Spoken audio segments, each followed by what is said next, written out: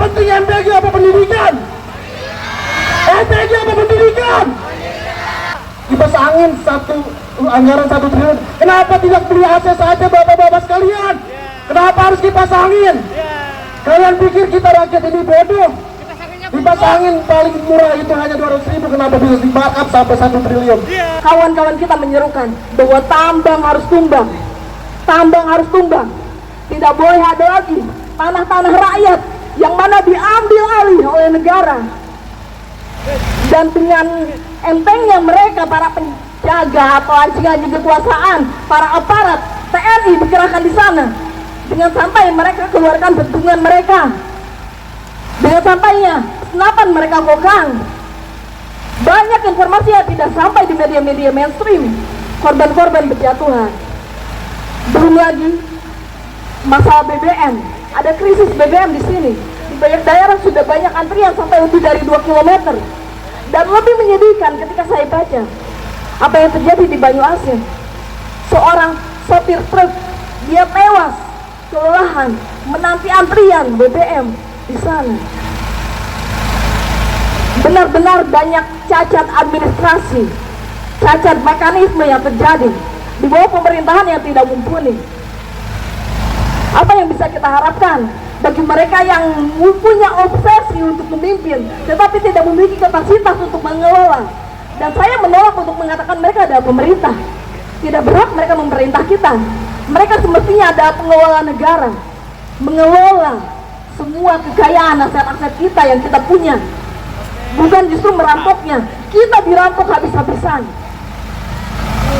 Karena itu kami dari Resistance, organisasi kaum muda sosialis, memiliki 7 tuntutan dengan seruan turunkan harga, bubarkan pesta paramiliterisme gaya oligarki.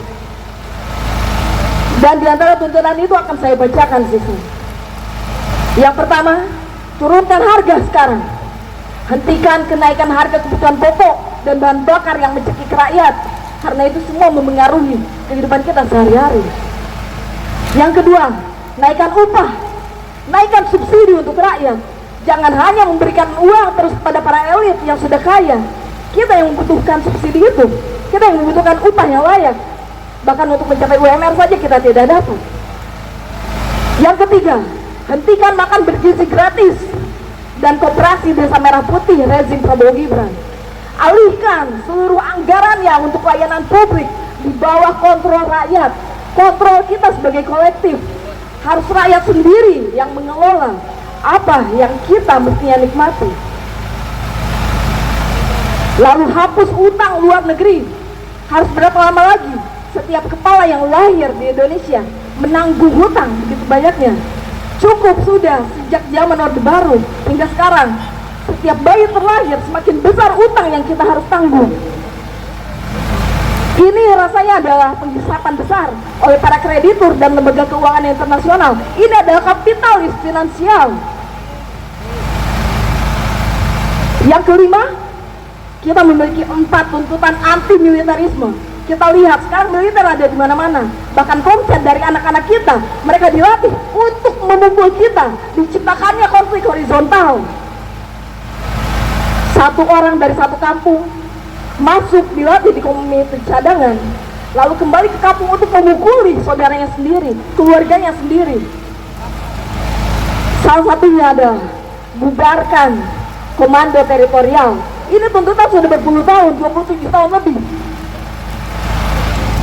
Sita aset bisnis militer, stop berbisnis aparat-aparat ini.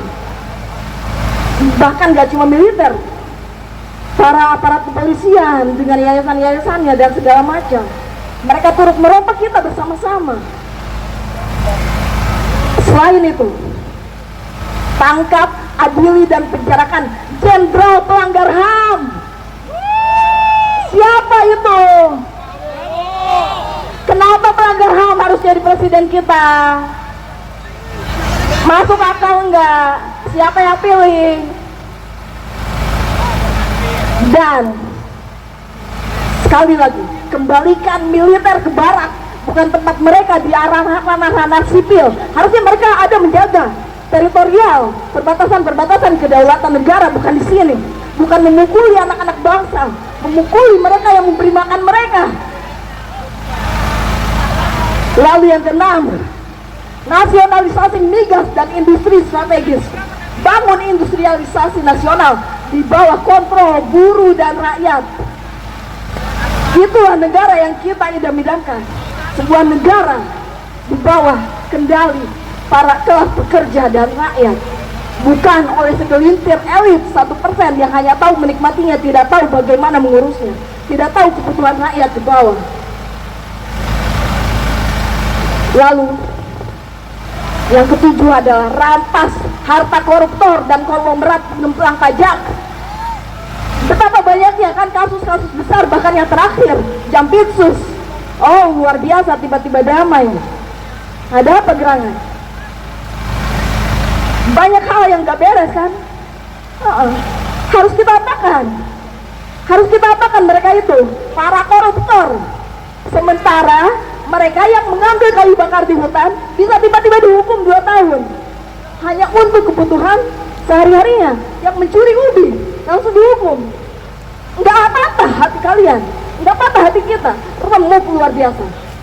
Benar-benar hukum ini jika tidak ada di bawah kendali rakyat, ini hanya menjadi penjajah-penjajah baru.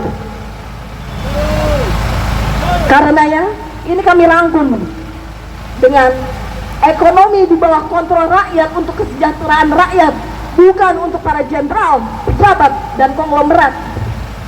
Stop republik oligarki, bangun republik rakyat, republik yang betul-betul sesuai dengan mimpi kita, mimpi sosialisme. Salam sosialis. Revolusi, revolusi, revolusi. Siapa bersepakat teriakan revolusi sekarang juga. Revolusi, revolusi, revolusi. Dan satu hal, bagi aparat yang goblok luar biasa, sebenarnya kita bisa saja, jika tidak respect terhadap kalian, ambil jalan sebelah yang masih kosong untuk kita tetap jalan ke patung kuda. Jika kami mau, tapi kami masih taruh hormat, ikuti mekanisme. Tapi kami juga sudah jalan mekanisme. Kami berikan pemberitahuan, izin untuk mengadakan aksi di patung kuda. Tetapi kalian stop di sini. Betapa pengejutnya. Kami cuma sedikit. Kalian berapa? Apalagi tadi pagi saya lihat di Duku Atas betapa banyaknya aparat disiapkan. Cuma 1 banding berapa? Bisa 1 banding 5, bahkan banding 10 dengan kita. Pengecut sekali. Kalian ada kelompok para pecundang yang bahkan sampai kancut kalian aja masih dimodali oleh kita. Nggak punya malu. Terima kasih. Hidup Pancasila, hidup rakyat Indonesia, hidup perempuan yang melawan. Izin memperkenalkan diri, saya dari Pandawa Fakultas Ekonomi dan Bisnis Universitas Negeri Jakarta. Kepada bapak-bapak polisi dan rekan-rekan polisi sekalian, tujuan kami datang ke sini hanya untuk ke patung kuda untuk berorasi, berdiskusi. Tapi kenapa kita dihadang? Kenapa kita berdiskusi, kita dihadang, dibatasi? Kita hanya ingin berdiskusi terkait pendidikan kita. Rekan-rekan sekalian, para bapak, ibu, dan teman-teman seperjuangan, saya ingin bertanya, satu saja yang penting. Lebih penting MBG apa pendidikan? MBG apa pendidikan? Bukannya sudah jelas bapak-bapak, lebih penting pendidikan daripada MBG. Terus habis itu yang ingin saya bahas adalah pendidikan kita yang nomor 1 tadi yang sudah dijelaskan pada teman saya Nasmi, yaitu pendidikan kita nomor 1 paling rendah anggarannya, tetapi paling 1 ekspektasinya paling tinggi. Terus saya juga membahas terkait pembelian kipas angin seharga 1 triliun rupiah. Saya tanya, apakah ada kipas angin semahal itu? Tidak ada. Apakah ada? Tidak ada. Kipas angin anggaran 1 triliun. Kenapa tidak beli AC saja bapak-bapak sekalian? Kenapa harus kipas angin? Kalian pikir kita rakyat ini bodoh? Kipas angin paling murah itu hanya 200.000, kenapa bisa di-markup sampai 1 triliun? Kita tidak bodoh. Sebelum Pilpres berlangsung, Bapak Prabowo bilang, MBG diperlakukan agar masyarakat, anak-anak tidak kelaparan pada saat malam. Saya tanya, MBG dibagikan saat siang atau malam? Siang atau malam? Ketika MBG dibagikan saat siang, apakah malam nanti anak-anak tidak kelaparan, bapak-bapak? Saya bertanya lagi, lebih penting dana anggaran MBG atau kenaikan gaji buat para orang tua masyarakat itu sendiri? Lebih penting MBG atau kenaikan gaji?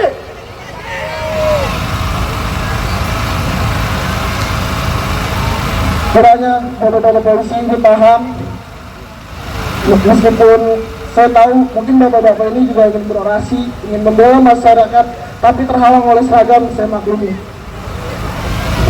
Jadi itu saja dari saya. Terima kasih rekan-rekan sekalian. Selamat sore. Hidup mahasiswa, hidup masyarakat Indonesia.